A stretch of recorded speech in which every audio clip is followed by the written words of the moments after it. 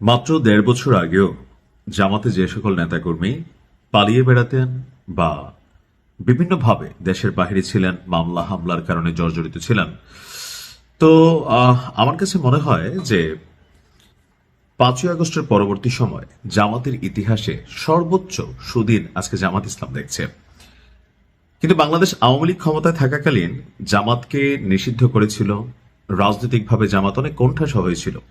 তারা কৌশলের আশ্রয় নিয়েছে, এমনকি আওয়ামী লীগকে ক্ষমতা থেকে পতনের জন্য যত ধরনের ম্যাটিকুলাস ডিজাইন আছে, প্ল্যান আছে, মাঠ পর্যায়ে শক্তি আছে, বিএনপির তুলনায় সেটা কয়েক গুণে জামাতের মধ্যে বেশি ছিল।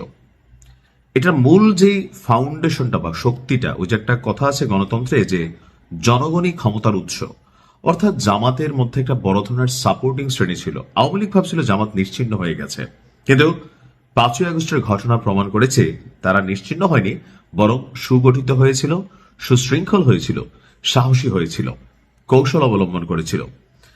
এতগুলো কথা এই কারণে বললাম যে বাংলাদেশের রাজনৈতিক প্রেক্ষাপটে আওয়ামী লীগকে বাদ দিয়ে আপনি বাংলাদেশের রাজনীতি চিন্তা করবেন, এটা কি আসলে সম্ভব? তো এখন অনেকে বলবেন যে ভাই এই মুহূর্তে তো আওয়ামী লীগ নাই।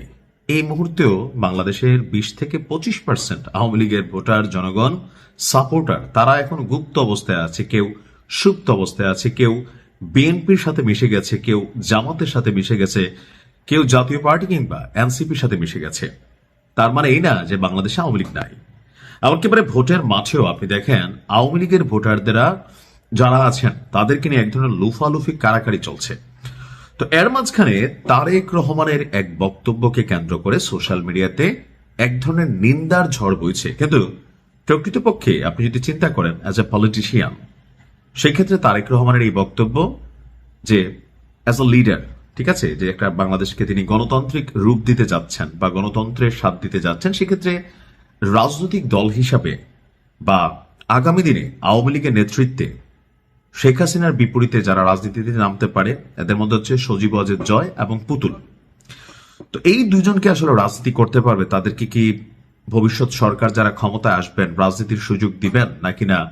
আওয়ামী লীগ যেমন জনাব তারেক রহমানকে দেশের বাহিরে পাঠিয়ে রাখছিল, বেগম খালেদা জিয়াকে রাজনৈতিকভাবে কোণঠাসা করে রেখেছিল, একটা মানে গাভী টাইপ একটা কি বলো যে বিরোধী দল সংসদে ছিল, যেটা সরকারি দলেরই ছায়া হিসেবে কাজ করতো, পান চাবানো ছাড়া কোনো কাজ ছিল না। তো বিএনপিও কি আসলে এরকম ভাবে আওয়ামী লীগকে ব্যান করার পক্ষে অথবা রাজনীতি থেকে মাঠের বাহিরে বের করে দেওয়ার পক্ষে? না। জনাব তারেক রহমানের এক বক্তব্যে তিনি খুব কৌশলে একটা কথা বলেছেন যে জনগণের সমর্থন এবং গ্রহণযোগ্যতা থাকলে সাবেক প্রধানমন্ত্রী শেখ হাসিনার সন্তানদেরও দেশে ফিরে রাজনীতিতে যুক্ত হওয়ার অধিকার রয়েছে। আর এই মন্তব্যে এই মুহূর্তে সোশ্যাল মিডিয়া তোলপাড় যে বিএনপি তাহলে আওয়ামী লীগকে পুনর্বাসনের জন্য সর্বোচ্চ চেষ্টা করছে। কেউ কেউ বলার চেষ্টা করছেন ভারতের কাছে একটা এরকম চুক্তিও নাকি ওনার হয়ে গেছে। এখন এই কথাগুলা রাজনৈতিকভাবে জামাত ইসলাম যারা আছেন তারা বলছেন। এখন এই বক্তব্য তিনি কোথায় দিয়েছেন? তিনি বলছেন যে কে রাজনীতি করবে সেই সিদ্ধান্ত শেষ পর্যন্ত জনগণই নেবে, এটাই হচ্ছে রিয়েলিটি। এটা জামাত অনেক ক্ষেত্রে এই মুহূর্তে মানতে না পারলেও আজকের দিনে জামাত যে সুদিন দেখছে, কারণ জনগণের একটা অংশ জামাতকে সাপোর্ট করছে, ফান্ডিং করছে, সমর্থন দিয়েছে। এখন আওয়ামী লীগের এদেশের 20 to 25% যারা কট্টর সমর্থক, কট্টর, আর যারা উইরা এসে জুইরা বসছিল, হাইব্রিড ছিল, লুটপাট করছে, সন্ত্রাসী কর্মকাণ্ড করছে, চাঁদাবাজি করছে, দল হিসাবে আওয়ামী লীগের অস্তিত্ব নষ্ট করে দিয়েছে, এরা কিন্তু ভাই কি বলা হয় যে ধরেন সুদিনের পাখি, এরা উইরা পড়ে গেছে। আবার কখনো সুদিন আসলে এরাই আসবে, রাজত্ব করবে, এটাই হয়তো বা বাস্তবতা। আজকে যারা তৃণমূলের কর্মী তাদের হয়তো খুঁজে পাওয়া যাবে না, পদ পদবিতেও দেখা যাবে না। তো জনগণের মধ্যে একটা বড় অংশ কিন্তু এখন আওয়ামী লীগের সাপোর্টার আছে, আওয়ামী লীগ একটা বড় দল।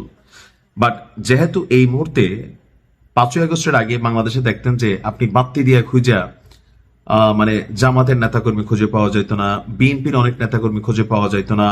এটা কেন ছিল? ভয়ের কারণে। যে কেউ যদি জনাব মরহুম প্রেসিডেন্ট জিয়াউর রহমানের জন্মদিনে একটা শুভেচ্ছা লিখতো, কোনো সরকারি কর্মচারী কর্মকর্তা, বা একটা জন্মদিনের বার্তা লিখতো, তারে ওএসডি করে ফেলা হইতো, তার প্রমোশন আটকে যেত, এরকম অনেক কিছু কিন্তু হয়েছে, তাই না?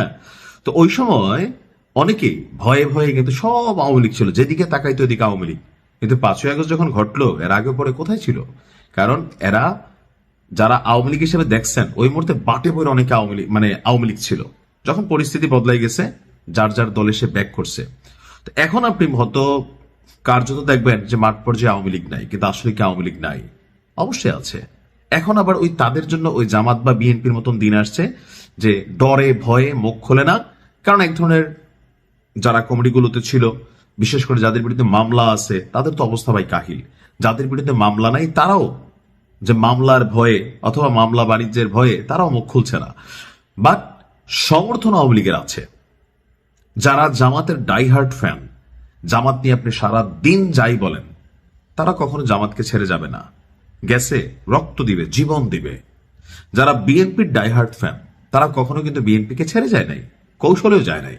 আওয়ামী লীগেরও একটা ডাইহার্ট ফ্যান গ্রুপ আছে, যেহেতু বাংলাদেশের যে রাজনৈতিক দলগুলো আছে, অবশ্যই বড় দল হিসেবে সেখানে বিএনপি এবং আওয়ামী লীগ হচ্ছে সবচেয়ে বড় রাজনৈতিক দল। এখন আওয়ামী লীগের যে অন্যায় দুঃশাসন অথবা ধরেন গুম খুন আয়নাগর বিভিন্ন কিছু এগুলা বা 5ই আগস্টের ঘটনা, সবকিছু মিলিয়ে আপনি দেখবেন যারা আওয়ামী লীগের পাগলা সমর্থক, এদেরকে আপনি কোনোভাবেই বুঝাতে পারবেন না যে না বাবা তোমরা অন্যায় করছো। লাইক 1971 নিয়ে জামাতের যে অবস্থান আছে, আপনি দেখবেন হয়তো বলার জন্য বলে, কিন্তু আন্তরিকভাবে তাদের মধ্যে এটা ফিল নাই, তারা ওই ফিলটা হয়তো অনেকে করে না।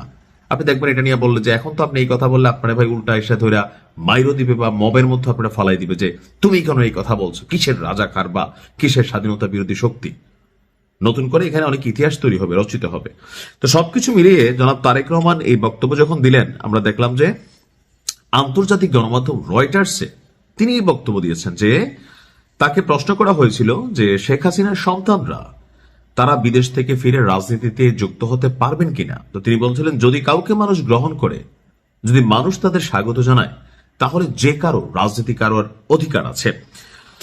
তো এখন আপনার আমি এই কথাগুলোর যে মূল ফোকাসটা জনাব তারেক রহমানের বক্তব্যে আছে, সেটা হচ্ছে কি যে তিনি সাক্ষাৎকার দিচ্ছেন কোথায়?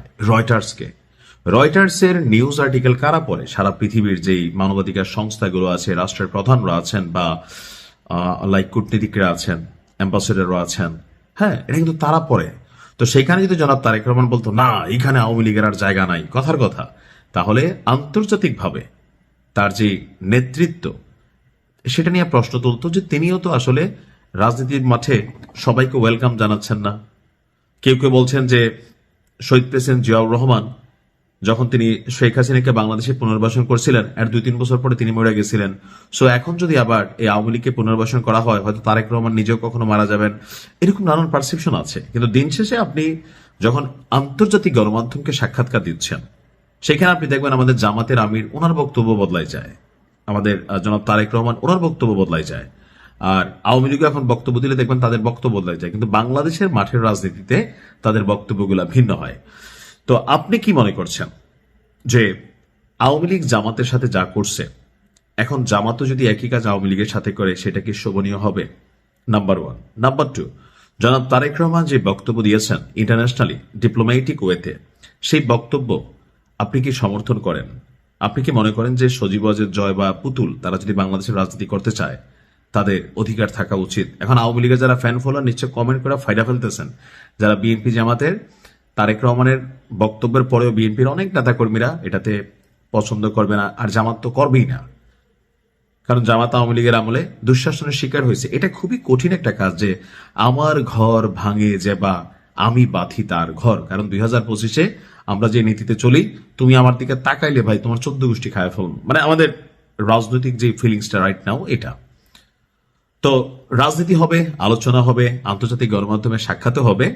দিন শেষে আমরা বাংলাদেশের মানুষ, এখানে আমাদেরকে মিলেমিশে থাকতে হবে। রাজনীতিতে আপনি হয়তো সাময়িক সময়ের জন্য ক্ষমতায় বসবেন, বসার আগে বা পরে যখন আপনি অন্যায় করবেন, অত্যাচার করবেন, জনগণের ক্ষতি করবেন, পেশি শক্তির ব্যবহার করবেন, জুলুম করবেন, আপনার পরিণতি একদিন আপনিও মজলুম হয়ে যাবেন। নিশ্চয় আওয়ামী লীগকে দেখে বাংলাদেশের অনেক মানুষের শিক্ষা হচ্ছে। তবে তারেক রহমানের এমন বক্তব্যকে আমি যদি আন্তর্জাতিকভাবে বিশ্লেষণ করি, ডিপ্লোম্যাটিক একটা বক্তব্য তিনি দিয়েছেন। এখন মনের খবর আর ডিপ্লোম্যাটিক খবর এটা আলাদা। তো তারপরেও এখানে যিনি বসবেন আন্তর্জাতিক গণমাধ্যমের বিপরীতে সাক্ষাৎকার দিতে পারবেন না। তো যাই হোক, ভিডিওটা একটু লম্বা হয়ে গেল। ভালো থাকুন। আসসালামু আলাইকুম।